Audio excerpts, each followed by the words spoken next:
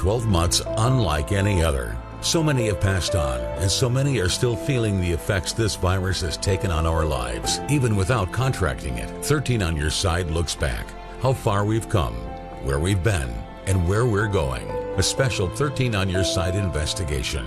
Coronavirus, a year later, starts right now.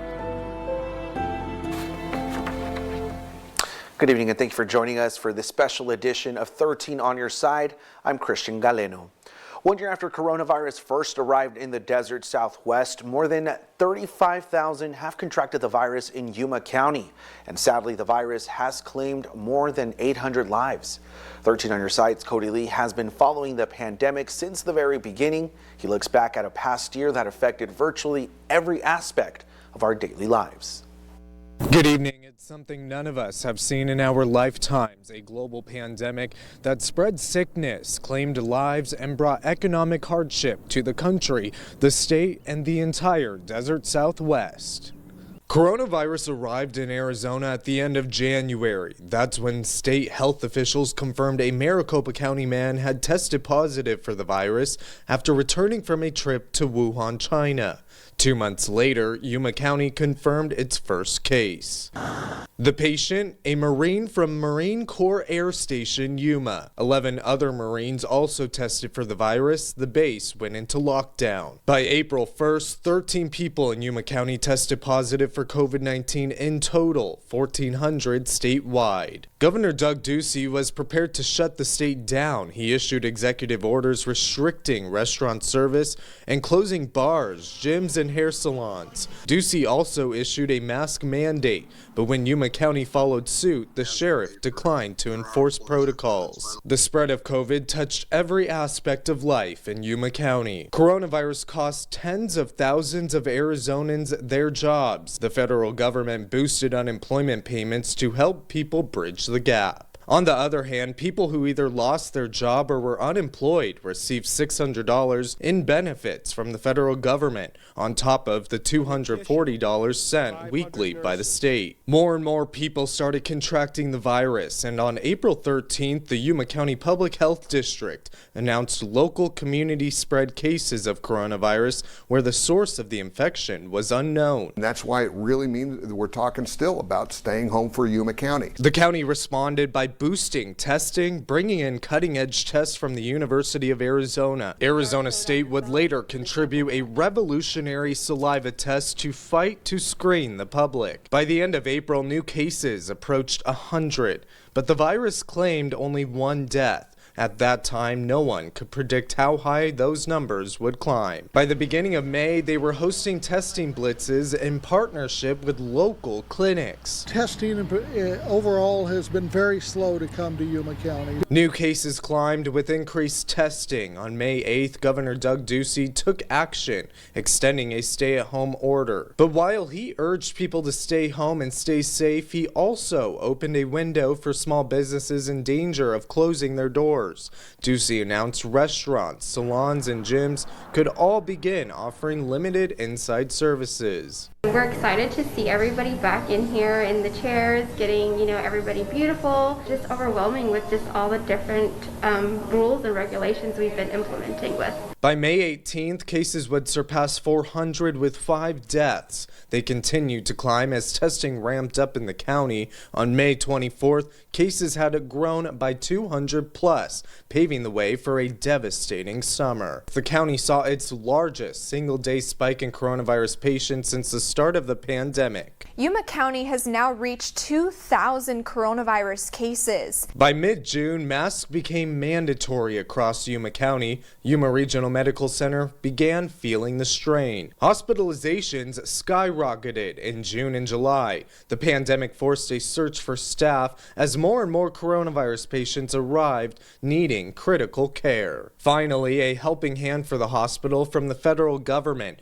In early July, a United States Health and Human Services National Disaster Medical System strike team arrived at YRMC. 23 medical professionals in all. For us to be here just to lighten the load for them just a little bit makes everything go a lot smoother. By the beginning of August, the county reported more than 11,000 cases as the first wave reached its peak. By late August, risk cases, deaths, and hospitalizations were all on the decline. By October, the second wave had arrived. YRMC was prepared, but this surge was more powerful than its predecessor. But hope on the horizon. 2 pharmaceutical companies submit their emergency use authorization for a COVID-19 vaccine. Pfizer's shot was approved on December 11th. Days later, on the 18th, the FDA approved the Moderna vaccine. Yuma County eventually moved into Phase 1B. Clinics began holding vaccination events, and those eligible turned in full force. Dose shipments have been delayed, and public patience has worn thin. Yet so far, more than 50,000 humans have gotten their shots, and now that a third vaccine from Johnson & Johnson has been approved, the prognosis for vaccinating the Yuma community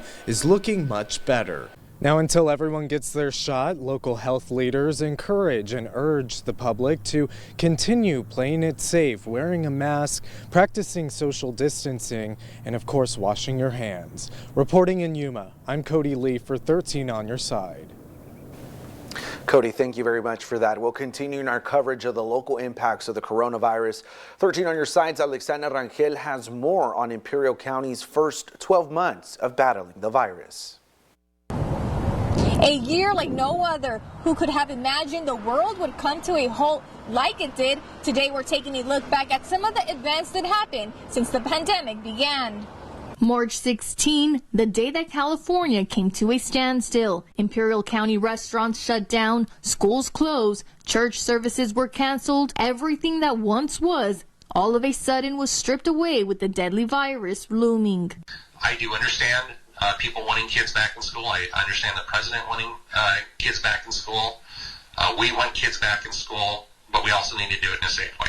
During the first statewide shutdown, many were under the impression that things would soon get back to normal. But on March 20, the first community-acquired COVID-19 case was confirmed by the El Centro Regional Medical Center. Within days, the virus began rapidly spreading throughout Imperial County. And on April 2nd, the virus impact hit home, as Imperial County announced the first community death to COVID-19. I feel horrible that I have to report our first death. I just want to reiterate that we want to keep people as safe as we possibly can. We really want people to follow the guidelines that we put out. By the end of April, hospital beds were filling up. And on May 2nd, the county health department delivered good news that would help alleviate some of the burden at local hospitals. In as little as a week, IVC's empty gymnasium will be converted into an 80-bed medical station to treat our local coronavirus patients.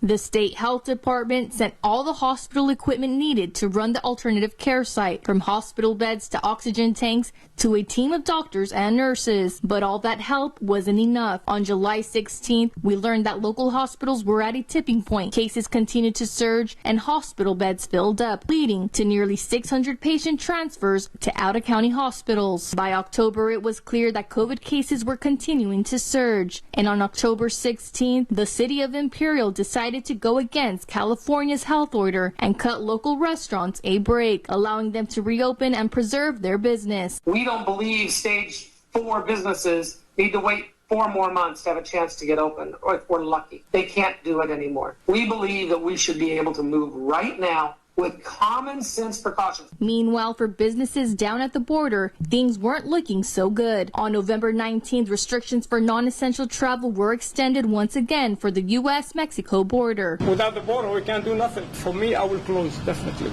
But on December 21st, the hope many had been waiting for finally arrived. ECRMC received their first batch of COVID-19 vaccines for healthcare workers. That there is an end to this problem that's affecting everybody in this town and in the country. Within 4 weeks, Imperial County had vaccinated healthcare workers and first responders. And next in line were our most vulnerable. January 18th marked the county's first clinic for seniors. The only problem, there were only 900 vaccines available between both hospitals in Imperial County, and the demand was much higher. You can see it's loaded. It's loaded and getting out of control. Aquí nadie se está metiendo nada. Aquí hemos estado nosotros. Pero está mirando que gente se está metiendo. Bueno, eso será muy diferente, pero no me la apunta porque esa es mi madre. Sí, yo sé, señora, pero entonces me la respeta. By February, vaccine shipments picked up. allowing for more seniors and teachers to get vaccinated. How did you feel to have that in your hand? Oh, I feel good. I feel great. I've been waiting for this since last December. Now in mid-March, Imperial County has hit its one-year anniversary of COVID-19. Coronavirus cases are depleting, hospital beds are clearing up, and things are finally looking up for a county that has been stuck in the worst tier in California for nearly a year. As the county continues to slowly transition back to where we once were before the pandemic, it's important to recognize the hard work the county and the community has put in to get us through this difficult time. Reporting in Imperial County, Alexandra Rangel. Next, we ask officials, what about now? This segment sponsored in part by Nationwide Vision, serving Arizona for 35 years. On your mark, get set, go! For the car racing giveaway at Quichan Casino Resort. Saturday, February 27th, March 13th, and 27th. Join us every hour from 5 p.m. to 10 p.m. and you could be one of 6 lucky winners to race your way to the finish line. The first place winners of each race will advance to the final round for their chance to win one of 3 brand new Hyundais or a share of $70,000. Get queued up for winning at Quichan Casino Resort.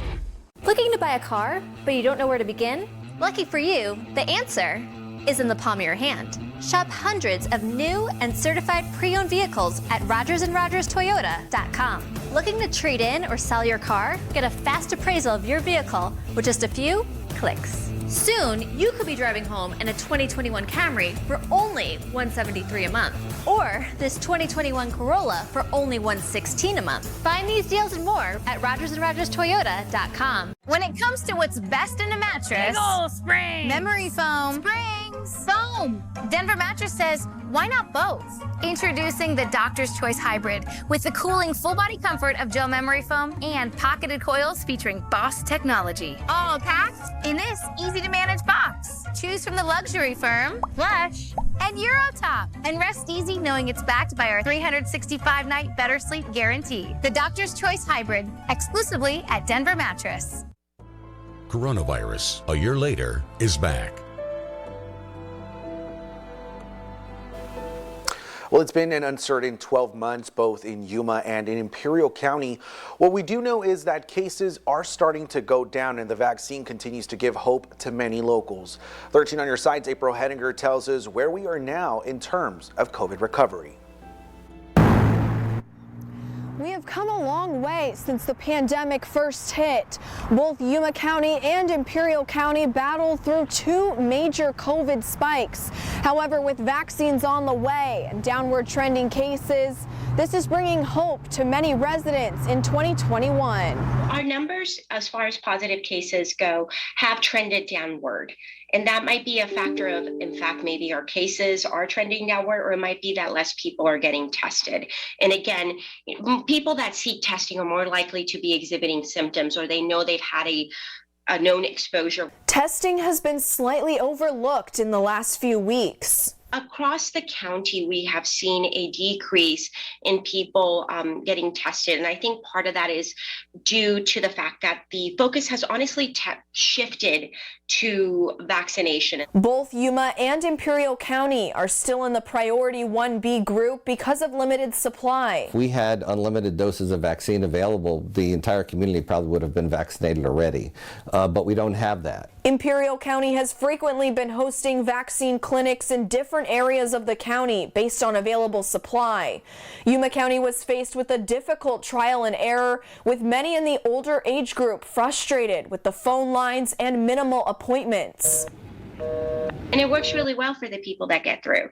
But it's not enough volume to handle the capacity when you have 1,000 people calling at once and you only have maybe 300 appointments. But the major winter weather in the Midwest even had an impact on us in the sunniest area of the country. Why would you in the desert Southwest ever think that a snowstorm would be a contributing factor? This all caused a delay in our vaccine rollout. For the most part, we don't open appointments until we have vaccine in hand, but it did we had allocated to our community partners who did have to cancel some of their clinics and reschedule them. For now, it looks like we're back on track. Yuma Regional Medical Center wants to open a mass vaccine clinic, just like Imperial County. Talked with the state about running a super pod at the Civic Center, and we're staffing that now based on the vaccines that we get. With the ability to vaccinate about 1,000 people in an 8-hour day. Well, it's going to be great, I think, for us here in Yuma because we are a pretty finite community. We do have, 180 miles of sand around us that keeps us relatively isolated. But the vaccine availability for this community and for our community is going to be huge. Another method of hope brought to Yuma by the University of Arizona is early COVID detection. The wastewater surveillance project is like an early warning system that detects increased levels of COVID in the wastewater. The Yuma Center of Excellence for Desert Agriculture put their microbiology lab to good use. We know that humans will shed SARS-CoV-2 RNA in their feces, and so then we can detect it in the wastewater, and that gives us a measurement for how prevalent COVID-19 is. Once a neighborhood or corporate building displays traces of COVID in the wastewater, this is a sign to get tested in order to move forward in the reopening process. Testing will continue to be an important strategy in moving forward as we're moving to try to open our schools safely, as we're trying to continue to expand our business operations and host additional functions in the community. We need to have that baseline and that awareness. When COVID first hit, many residents were intimidated by the nasal swab test. Now Arizona State University has brought comfort to a very critical step in overcoming the pandemic. Using the ASU saliva testing platform, which, as you know, is minimally invasive, people tend to not shy away from that. They tend to be more comfortable doing that. Cases are starting to ease out in both counties, giving regional hospitals a break. We had our two peaks. We had one peak in the summer, which was and our highest number of COVID patients in the hospital at that time was about 178. Then we had a secondary peak early winter, late fall, and our highest number of COVID patients at that time was about 170. But what we're seeing right now, and today in the hospital, we've got 37 COVID patients, which I'd like to see 0, but I'll take 37. As the only hospital in the county, COVID really kicked YRMC nurses into overdrive. Now they have resumed elective surgeries and allow friends and family to go see patients. And visiting hours as well.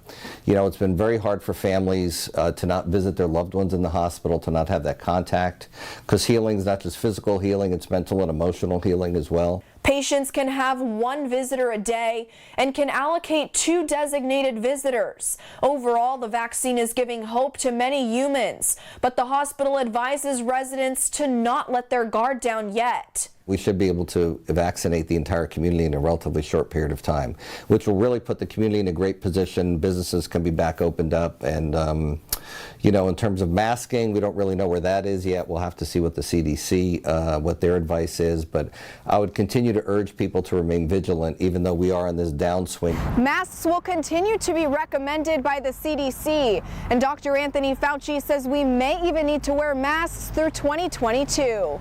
Reporting from the Yuma Regional Medical Center, April Hettinger, 13 on your side. Coming up, hear how a local hospital led their state in getting vaccines approved. Well, if it isn't Big Carl, you fixin' to sauce me up? Sick those beefy twins on this cheese hound? Scram, Big Mac, go play with your extra toy bun. The adults are getting meaty.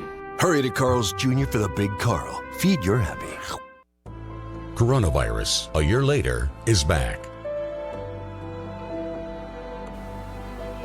Welcome back. Now we go back to El Centro Regional Medical Center, where 13 on your side anchor Mercedes Martinez was able to speak to hospital staff there about what the last 12 months have been like as we battle this virus and what the near future may hold.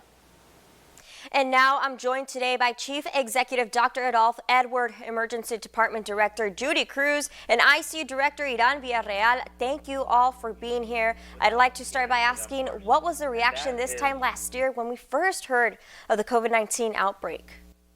We wanted to make sure that our community here is protected. we wanted to make sure that we have the right assets and tools to be able to get the job done. By the middle of February, we knew that we needed to get everything up to speed, and then we started to actually ask the clinical leadership, what does that look like, and start to build towards that. So we were lucky that our first case here, when I announced it on the 8th of March, we had enough time to kind of ramp up to get us to it because we didn't know how high the numbers would be. And how did you all start to prepare? So we had to flex and think outside the box quite a bit. We were the first ones with the tent, and that whole workflow was very complicated. And then it was March, April, May, June, July, so the heat outside was unbearable some days. I can only imagine. What are some of the treatment options you're looking at that will benefit patients in the future? So before any of the vaccines that you're seeing now, we already had introduced 180 vaccine doses here from AstraZeneca while we were doing that clinical trial. I can tell you that I'm very proud of the fact that ECRMC actually led the Valley here and the state of California in pushing it. Plus, when the vaccine came, we were the first to push out for the first 600 vaccine doses for our over 65 and more, and we'll continue to do that. We've got 1,170 coming. And that's good news indeed for the Valley overall. Given an unprecedented year filled with tireless efforts in combating the virus, what have you learned? And what I learned is that this cannot be done alone. It takes a team. We had the support from the administrative to nursing leadership and the nursing staff who were willing to step it up and keep going as we face the challenge. What we've learned on the end of the leadership side is that we've got to ask the city, the county, the state, federal government for any help, not to be shy because the community here is deserving of everything from the kind of president treatment that the president was offered, monoclonal antibody, to anything else below that. We've asked for everything, including the 50-man tents here that expanded our capability because we didn't have our patients leave the community without us caring for them first. And that is lessons, I think, for life, because I don't think we experience pandemics that often, but this is going to stay with all of us for the rest of our careers. Coming up next, a wrap-up of what is in store for the future of the virus and what locals have learned for any pandemics in the future. We could not have gotten through this past year without all the brave frontline workers. And to show our appreciation, we are offering you 50% off a pair of eyeglasses, taking care of Arizona's eyes for over 35 years. Nationwide Vision. Get the latest updates on the vaccine.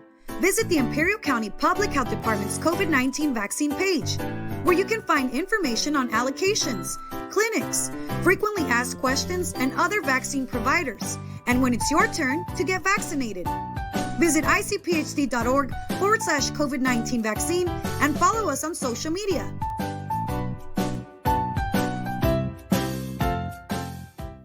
At Nationwide Vision, you can get 2 pairs of eyeglasses for just $99.99, including no-line bifocals. Call 1-800-EYECARE or visit nationwidevision.com. Taking care of Arizona's eyes for 35 years. Nationwide Vision.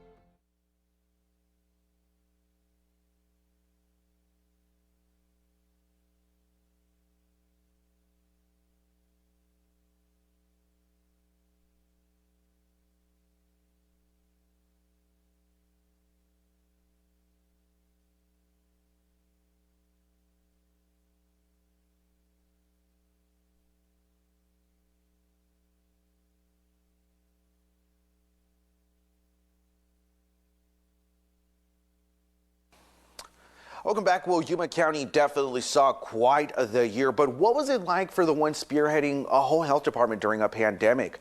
Joining us now is Yuma County Chief Health Officer of the Yuma County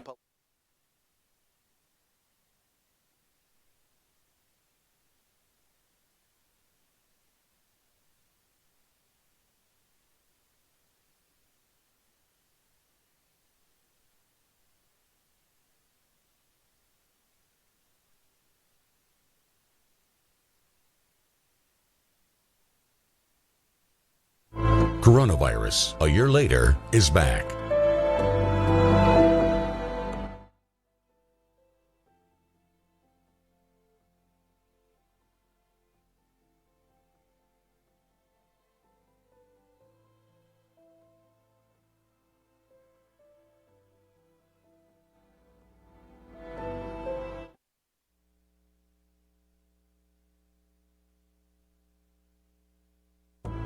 Coronavirus, a year later, is back.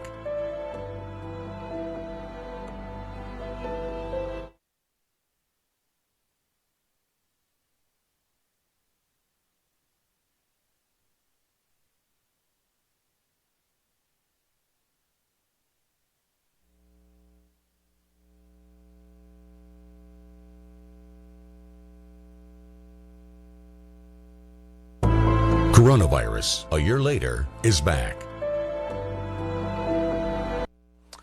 Welcome back. Well, Yuma County definitely saw quite the year, but what was it like for the one spearheading a whole health department during a pandemic? Joining us now is Yuma County Chief Health Officer of the Yuma County Public Health District, Diana Gomez. Diana, thanks for being here with us. Now, a year ago, did you ever imagine that we'd be here right now? Certainly, a year ago when we started having these discussions, I don't think anybody anticipated that a little over a year we would still be having this conversation. So yeah, well, now Diana, going into this, we all figured it would have been gone by the summer, and then that idea actually existed in our community that the summer heat was possibly going to kill COVID-19. Not the case. We then eventually skyrocketed in cases. What was the biggest challenge for your department? So I think we were all hoping that this would be a very similar situation. And as you know, it turned out to be, not the case. This virus proved to be a lot different. And as we started sharing information, as soon as we knew a little bit, it seemed like things changed so rapidly and the information was rapidly evolving and changing. We had to adapt so quickly. And a year later, we're still learning new things about the virus. So, and of course, now you've seen these variants. Spectrum Mobile gives you speed plus reliability. Switching, you can save up to 40% and get unlimited talk, text, and data, all with no added taxes and fees and no contracts. Visit SpectrumMobile.com. Yes. YouTube channel. Yes. Okay, so what kind of filming are you doing? They call you really big, Carl? Must be those triple sauced meat heaps. How about you cloak me in cheese? Drape me in a 3-piece patty suit like a beef tycoon. The really big Carl is back. Feed your happy. I will always be ready for every storm and disaster that threatens my community. I will always be there to protect my neighbors and my country.